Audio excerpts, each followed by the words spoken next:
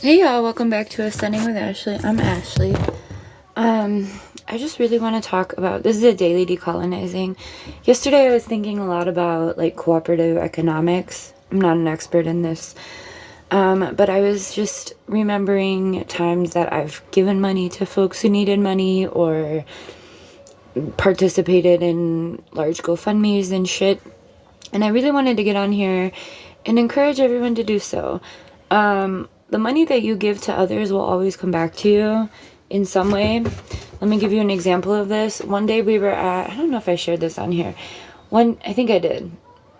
But anyway, one day we were at Family Dollar and this woman's card wasn't working. And she was trying to buy animal food. She was right in front of us. We were waiting. And it was like $17 and I had some cash because of, just had cash on me. So I gave her 20 and we took care of it. And not even a week later, me and Niall were out at breakfast. This was in the midst of all the neighbor shit. So I think I did share it in one of those stories. But anyway, we were out to breakfast and it was the day that we were like going to go to the police station and make the report. And I'm like, just not in a good headspace. And our breakfast was paid for by a white supremacist, honestly. And that bill was like $27. So we received back what we gave to someone else and then some within like a week. So I don't know. I believe it's like the law of the universe.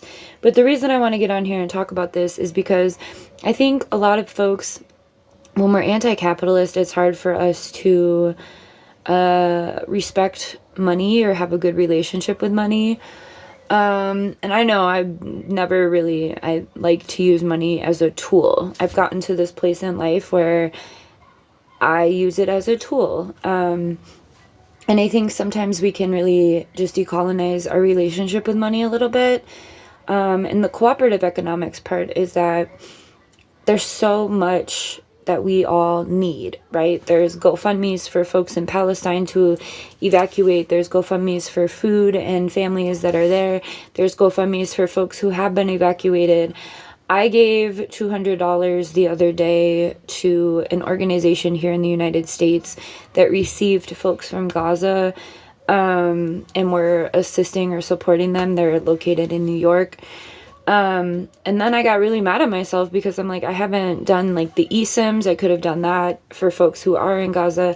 So I'm going to be doing something for folks in Gaza. I've done like the Wear the Peace stuff, which is money that did go back into Gaza, but I want to specifically support something on the ground in Gaza if I can, which I know I can because there's tons of GoFundMes. So I feel like I'll probably go through an organization that's on the ground. Khalid has one. I don't know. There's a couple that I'm looking at. But anyway, all that to say is that when we help each other out, like we can really decolonize our relationship from money as like a status symbol and look at it more as like just a tool for liberation. And then there's that saying that the master's tools will never dismantle the master's house. And money is one of those tools, obviously, that keeps us oppressed. But if we're practicing cooperative economics, and we have this, belief in, you can call it the law of attraction, if you want, that what you give you will receive back, especially if you have the intention of participating in this cyclical relationship for like the collective, to share money. I hope this helps. I've just been thinking about it a lot because I'm thinking about where, how we use money. And I think it's an important thing to think about. So I just wanted to share what I think. I think that money is a tool. I don't believe money is a status symbol. I know that people with money do. But for folks who are like poor, money is a tool, right? And folks who are very, very poor don't have even the opportunity to see it as that, right? It's that scarcity mindset. So I think that when we participate in certain cooperative economics or helping each other out, sharing the wealth, like literally sharing the wealth, even though we're not wealthy, right? Like we're not rich, we're not as the collective for the most part. But like instead of hoarding your money, just participate in sharing, and it will come back to you. if and when you're able, I always, if I have money and when I have money, if I see someone, I always share money if they need it. And it will always come back to you. Like, just, it's the law of the universe.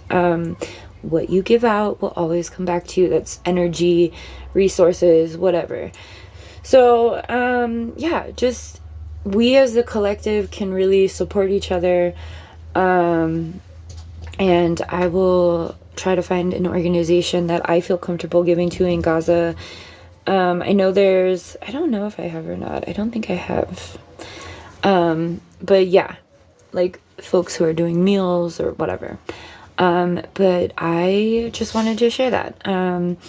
Especially with taxes, if you've received taxes this year, or, you know, if you have a little extra, and it doesn't even have to be a lot. Like, the amount of money that I gave to the organization in New York was a lot more than I would usually share, but it was for a few women and children, or families. And so I'm like, you know what, let me do as much as I feel comfortable doing for one organization.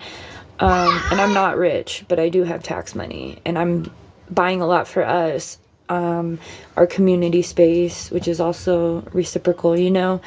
And so, yeah, if you have anything to give to stuff, not charities, don't do charities, because that's just another write-off for rich people. If you want to give money, give it to someone who's homeless in your community, an organization that's a nonprofit, or folks who are like doing the work on the ground. Don't give your shit to charities. That's just giving it back to rich folks. Have a good one.